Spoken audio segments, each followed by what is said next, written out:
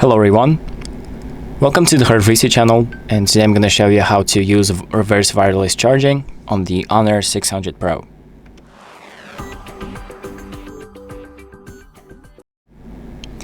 So if you want to charge something like earbuds or even a phone with the Honor 600 Pro, I'm going to show you how to do it.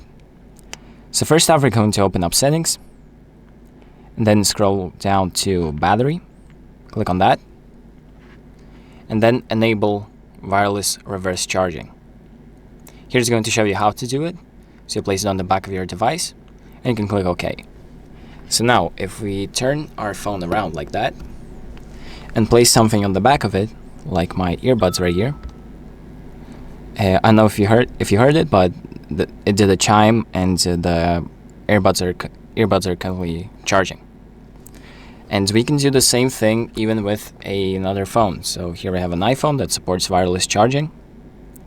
I place it on the back, and there we go. As you can see, it is also charging now. And it is that easy. So after you're done using the option, do make sure to turn it off so it doesn't consume any additional battery. So just disable reverse wireless charging, and you're pretty much done. So we can enable it whenever you want. And that is pretty much it for this video. So thank you for watching.